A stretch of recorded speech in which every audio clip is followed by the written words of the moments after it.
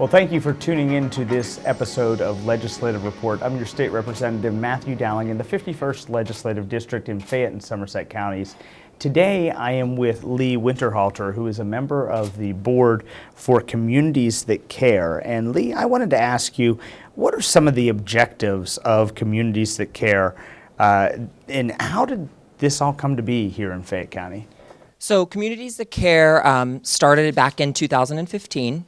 And it sort of came out of the need to address the opioid crisis that was happening across our state. The goal, the main objective of Communities That Care is to use proven programming to increase the health and well-being of youth and our communities, essentially. Now, how does prevention science play a role in what you're trying to do with Communities That Care? So prevention science in substance abuse works a lot like prevention science in medicine.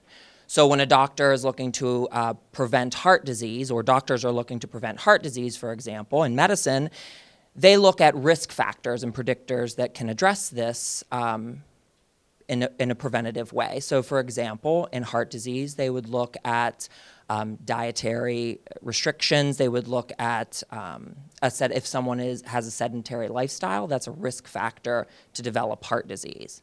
So Dr. David Hawkins and Dr. Richard Catalano, who we call the godfathers of prevention, they sort of they looked into moving forward with substance abuse in adolescents as a preventative measure, and they looked at this public health approach with substance abuse and other problem behaviors among youth. So what they did is they researched these predictors and what could cause problem behaviors like substance abuse, teen pregnancy, and then they work towards addressing those. Communities That Care sort of organizes that in a way where we reach out to stakeholders and we involve community leaders like yourself, and we get them involved in the process to fix any number of problem behaviors. Now, I understand there are kind of some foundations, or 4 foundations that you work from, that is the process that Communities That Care work upon. So can you explain that process a little? Absolutely. The first one that we look at is the public health approach, and that is what I had explained before. That is really where we dive into the predictors, what's happening in a child's life that can affect them in developing a problem behavior.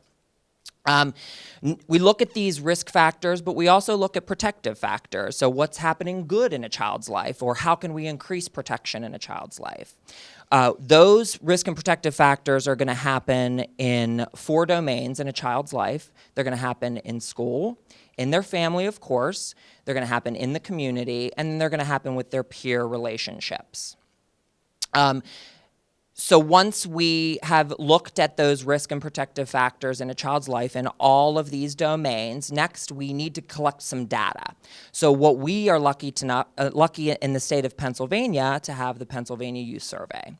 So the Pennsylvania Youth Survey looks at data from 6th, 8th, 10th, and 12th graders all across the state. We're lucky in our county that we have all 6 school districts participating in the Pennsylvania Youth Survey. That gives us the data that we need as Communities That Care, also at Fayette County Drug and Alcohol Commission and any other social services, uses that information to address any problem behaviors. And Drug and Alcohol shares that with me on a regular basis, and it is fantastic data to be able to look at and to digest and understand what's going on here locally, opposed to the rest of the Commonwealth. Absolutely. And some things are different from the rest of the Commonwealth, and some things are very similar right online. So once we have that data and we can look at that, then we focus on what factors we want to address in our community, in our county. And then the next foundation is bringing evidence-based programs or evidence-based strategies to our community. Now, some people may not understand the terminology evidence-based. So can you tell me a little bit more about that? Absolutely. So evidence-based just means that it has been studied and researched to show that it has the outcomes that it says it does. So for example, if there's an evidence-based program that says that it has outcome related to reducing tobacco use, that means that there has been many studies and much research done to prove that this program will have long-lasting outcomes when it comes to tobacco use. And I think that's important. And what I've learned from drug and alcohol and meetings that I've had with them is that the campaign I grew up with, Just Say No, maybe wasn't evidence-based. It was well-meaning, but didn't provide the results that needed to be there. So the programs that you're putting out now, they're testing in a different way than that whole campaign of Just Say No, which maybe didn't resonate the same way they wanted it to, although well-meaning. Correct. And we know that a lot of times young people and even adults sort of work better when they have an action item. And when you have a message that says just say no, you don't really have that next step, that action item.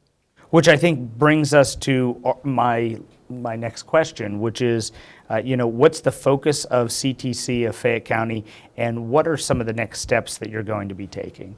So Communities That Care of Fayette County had we looked at the PAYS, we identified that depressive symptoms was actually a risk factor that was affecting our students, our young people.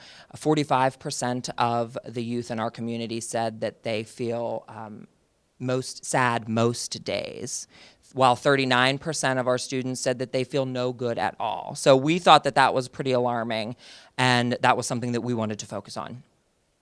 Also, we were focusing on, as a protection, we noticed that students didn't really feel committed to their community or connected to their community or their school. So that was a real issue for us. They didn't feel that they were given the rewards that they deserved for for displaying positive behavior. So when a child does something good, they weren't getting the recommendations, the reward, the recognition that they needed for that positive behavior.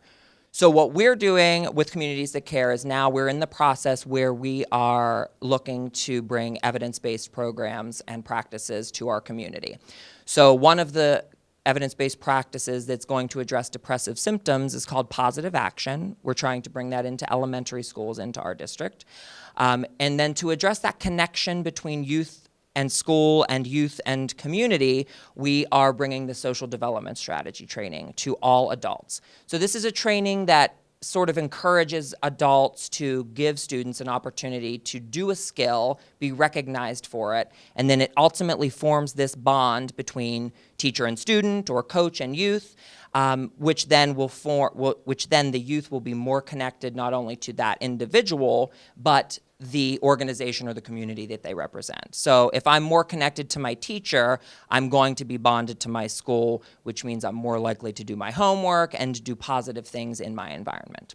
So if someone is interested in contacting you or learning more about Communities That Care, what's your best contact information? Yes, so they can call me at 724-970-3487. And we can talk about Communities That Care. We do have our regularly scheduled open meeting for anyone in the community to come and learn more about it. We have that the first Tuesday of every month at noon at the Fayette County Drug and Alcohol Building. That's 100 New Salem Road in Uniontown. Okay, well, thank you so much for being with me today and telling me a little bit more about Communities That Care. I'm Representative Matthew Dowling. Thanks for tuning in to this episode of Legislative Report.